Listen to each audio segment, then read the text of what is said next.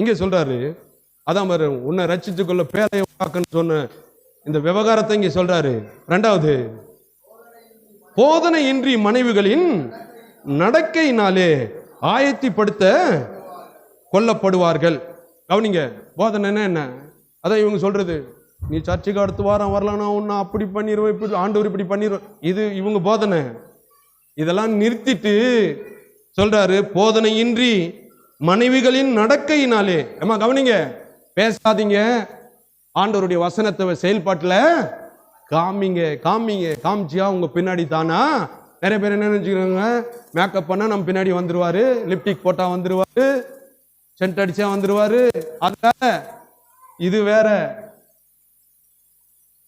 பேதுரு வாழ்ந்த பாருங்க, இப்படிதான் இருந்திருக்காங்க. பேண்ட் சூட் வாங்கி வந்துருவாருன்னு. இப்படி ரட்சிப்பு வராது. அதான் சொல்றாரு. மூணாவது, மயிரை பின்னி பொன் ஆபரங்களை அணிந்து உயர்ந்த வஸ்திரங்களை உடுத்திக் கொள்ளுதல் ஆகிய பிரமாண அலங்கரிப்பு உங்களுக்கு. இந்த வசனத்தை வச்சுட்டு நம்ம ஆளுங்க என்ன பண்ணிட்டாங்க, இந்த பெந்தகோஸ்து சபையில எல்லாம் பாத்தியா என்ன எழுதியிருக்கிறாரு, அது கீழே போய் பார்த்தா யாருக்கு எழுதினாருன்னு கரெக்டா தெரிஞ்சிடும். ஆனா அதை அவங்க அதை பண்ணவே மாட்டாங்க இல்லையா? பேதுரு வாழ்ந்த காலத்துல அந்த ஜனங்க கவனிங்க, வசனத்தை கேட்காம பார்த்துருக்கீங்களா? நிறைய பேரு கண்ணாடி முன்னாடியே மணிக்கணக்கா நிற்பாங்க. நில்லுங்க, வேணான்னு சொல்லு, நாம் நல்லா இருக்கிறத தான் ஆண்டவர் விரும்புறாரு இல்லையா? ஆனா அளவுக்கு மீறி பண்ணக்கூடாது இல்லையா? நம்மளை அழகா வச்சுக்கணும், அதெல்லாம் நல்லதுதான் இல்லையா? ஆனா அதே சமயம் இதுக்கு என்ன நேரம் கொடுக்குறியோ தேவனுடைய வார்த்தைக்கும் அந்த நேரத்தை கொடுக்க சொல்றதுக்கு தான் இதை பண்றாரு. இவங்க என்ன பண்ணிட்டாங்க, உன்னை ஏத்திடுறது, உன்னை இறக்கிறது இல்லையா? இப்படிதான் பண்ணிட்டு இருக்கிறாங்க. ஆனா இங்க அதை தான் சொல்ல வராரு கடைசியா. மயிரை பின்னி பாருங்க, இதை என்ன பண்ணிட்டாங்க, இந்த வசனத்தை எடுத்துட்டு போயிட்டு கட்டிங்கர்ல பார்பர் ஷாப்ல ஸ்கூல்ல சொல்லுவாங்களே பாருங்க, எட்டி பிடிச்ச கூட என்ன இருக்கக்கூடாது, பாஸ்டருங்க என்ன ஆயிட்டாங்க, இப்ப பார்பரா ஆயிட்டாங்க. சகோதரா, முடி எவ்வளவு இருக்க வேண்டும் தெரியுமா? பேதுருவை நான் காண்பிக்க விரும்புகிறேன். அடுத்தது லேடிஸ்க்கு பாருங்க, முடி எவ்வளவு தொங்கணும் தொங்கக்கூடாது. சிபிஎம் சபைக்கெல்லாம் போயிருக்கேன் பாருங்க, எல்லம்மன் கோயில் இருக்கும் பாருங்க, சபைக்கு கூட வெள்ளையை தான் அடிச்சு வச்சிருப்பாங்க. கிறிஸ்துமஸுக்கு போனீங்களன்னா மூடி வச்சிருப்பாங்க, துக்க நாளா. அங்க போனீங்களன்னா முடி தொங்கக்கூடாது, அதுவும் கொண்ட போடலாம், அது எவ்வளவு சைஸ்ல இருக்குன்றது வேலை அவங்க சென்டிமீட்டர்லாம் வச்சிருக்காங்க. ஜாக்கெட் கை எங்க வேலையும் வைக்கணும், அவங்க உடனே டைலரும் ஆயிருக்கிறாங்க. எவ்வளவு தூரம் வைக்கணும், வைக்க கூடாது, கழுத்து எங்க வேலையும் இருக்கணும், எங்க இருக்கக்கூடாது. எங்க ஒய்ஃபை கூட்டு ஒருத்தர் அப்படிதான் சொன்னாங்க, அம்மா நீ ஜாக்கெட் இப்படி எல்லாம் போடக்கூடாதுன்னு. எங்க ஒய்ஃப் சொன்ன, போட்டா என்ன ஆண்டவர் எங்களை தள்ளிடுவாரா அப்படின்னு.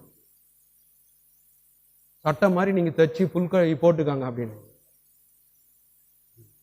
அந்த குரூப் கடைசி வராமே செத்தே போயிட்டாங்க. அவங்க உண்மையில வாலிப வயசு, அவங்க கிட்டத்தட்ட 40 வயசு தான் இருக்கும், செத்தே போனாங்க. அவங்க பிள்ளைங்க இன்னைக்கெல்லாம் சிதறி சிக்குண்டாகி போச்சு பாவம். அருமையா இந்த சபைக்கு வந்திருந்தாங்க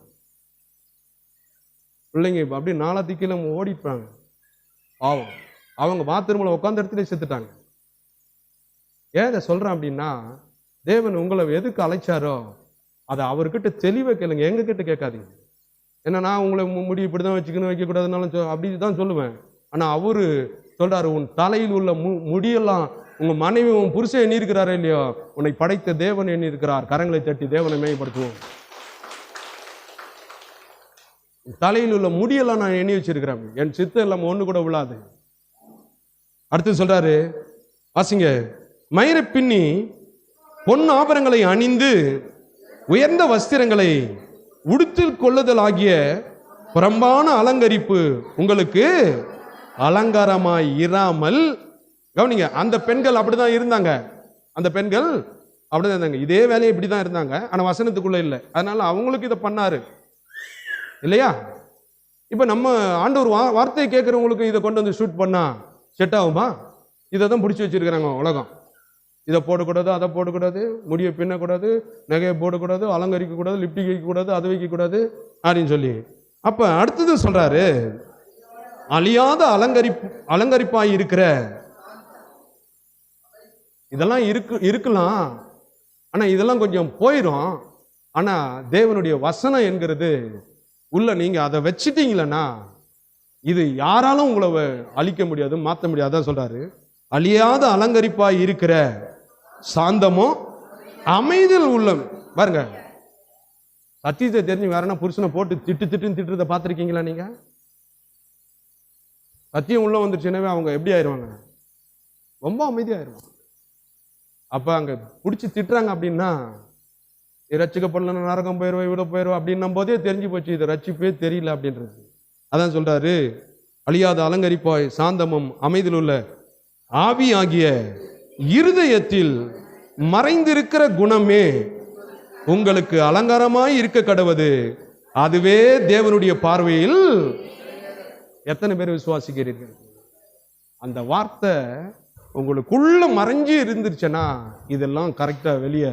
நிறைய பேர் சொல்லுவாங்க, நான் விசுவாசிக்கிறேன்யா, விசுவாசிக்கிறவனை பார்த்தீங்கன்னா, விசுவாசிக்கிறவன் சொல்றவனை பார்த்தீங்கன்னா செயல்பாடும் எப்படி இருக்கும்? அந்த விசுவாசத்தை பார்க்கலாம், செய்யறதுலேயே பார்க்கலாம். சும்மா விசுவாசிக்கிறேன்னு சொல்றத பார்த்தீங்கன்னா செயல்பாட்டில் என்ன பண்ண முடியாது. அதான் சொல்றாரு ஆண்டவர், விசுவாசம் என்பது ஆபேல் அதை தான் செஞ்சான், சொல்றது இல்லை, செய்கிற கிரியையிலே அவன் காண்பித்தான். ஆபிரகாம் அப்படித்தான், தேவனை விசுவாசித்தான், அது அவனுக்கு நீதியா எண்ணப்பட்டது. அவங்க மகனை கூப்பிட்டு போன்னு சொல்றாரு, பலியிடுன்னு சொல்றாரு, ஆனா அதை கிரியைகளிலே என்ன பண்ணா? அதை காண்பித்தான்.